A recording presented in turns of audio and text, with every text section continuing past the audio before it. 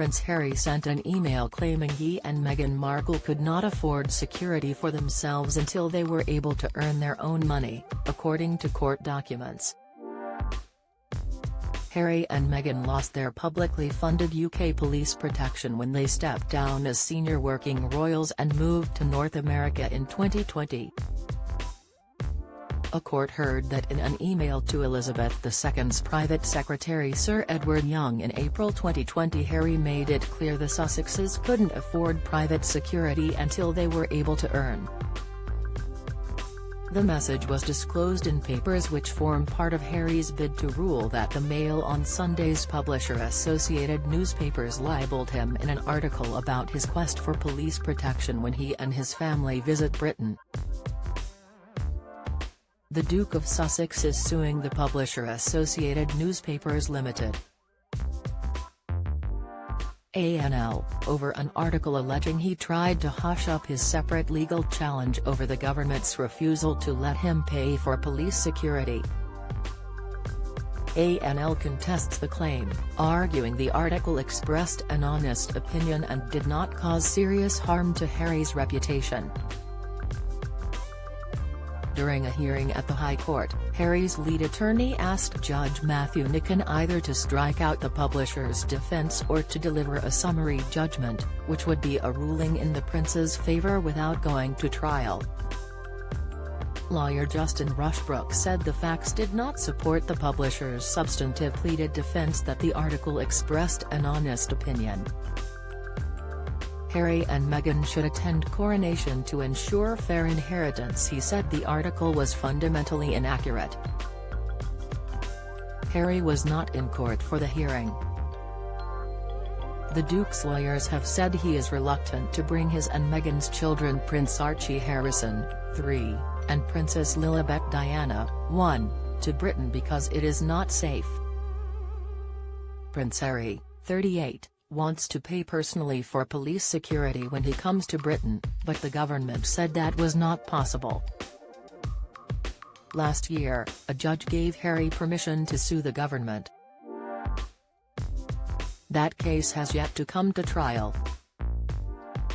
Harry sued Associated Newspapers over a February 2022 Mail on Sunday article headlined, "Exclusive: How Prince Harry Tried to Keep His Legal Fight with the Government Over Police Bodyguards a Secret." Then, just minutes after the story broke, his PR machine tried to put a positive spin on the dispute. The Duke claims the newspaper libeled him when it suggested he lied in his initial public statements about the suit against the government. The court was told the claim involves two statements sent to journalists in January 2022 on Harry's behalf, one that could be quoted publicly and a second to be paraphrased as background information, over the Duke's decision to bring legal action against the Home Office. The court also heard that in the public statement, Harry and his family were described as unable to return to his home due to the lack of police protection needed in the UK. That statement, which was covered by the PA news agency, continued, the Duke first offered to pay personally for UK police protection for himself and his family in January of 2020 at Sandringham. That offer was dismissed. He remains willing to cover the cost of security, as not to impose on the British taxpayer. Mr. Rushbrook said in written submissions that ANL's defence to the libel claim rests upon two provably false premises relating to the statements. The first was a suggestion that the Duke had allegedly made a false claim over his willingness to pay for police protection in the UK. The second was that he had allegedly stated his case against the Home Office was over a refusal to let him pay for this security. Mr. Rushbrook told the court, "It's absolutely obvious that this statement makes no claim that the claimant made an offer to Revec or the Home Office or that his judicial review proceedings were to challenge a refusal to accept it." He said that Harry's public statement expressly says he first offered to pay in January 2020 during a meeting at Sandringham. The barrister later added, he did not know who was on Rebecca or whether or not or by whom the offer had been passed on to Rebecca. He self-evidently believed or he assumed it had been brought to Rebecca's attention. Mr. Rushbrook later said that Harry's public statement about the offer was completely clear, but claimed that reporting by the PA news agency had got the wrong end of the stick in saying the legal action was over a Home Office decision not to allow him to pay. He told the court, that appears to have been the starting point for much of, or possibly all of, the publicity that followed that the defendant relies upon. Andrew Caldecott KC, for ANL, said the bid to end their defense without a trial was wholly without merit and that the whole case is built on sand. He said in written submissions, the claimant was responsible for press statements that said he would pay for security when he had never expressed any willingness to pay until after the judicial review. Mr. Caldecott later claimed that in an April 2020 email to Sir Edward Young, the Queen's private secretary at the time, Harry made it clear we couldn't afford private security until we were able to earn.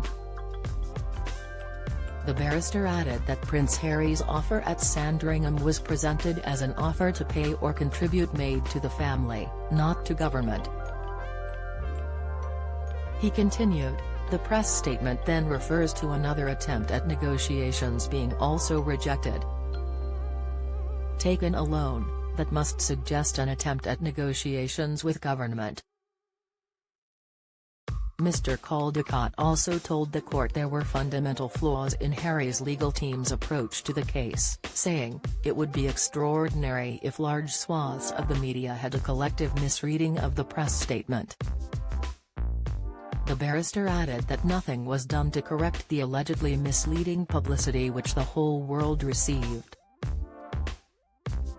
In July, Judge Nicklin ruled the article was defamatory and allowed the case to proceed. The judge has not yet considered issues such as whether the story was accurate or in the public interest. The publisher's lawyer, Andrew Caldecott, said the argument by Harry's attorneys amounted to straitjacketing the newspaper's right to comment. He said it was vital the media speak truth to power, and speaking opinion to power is every bit, if not more, important, as long as the opinion is based on facts. At the end of the day-long hearing on Friday, the judge said he would rule at a later date.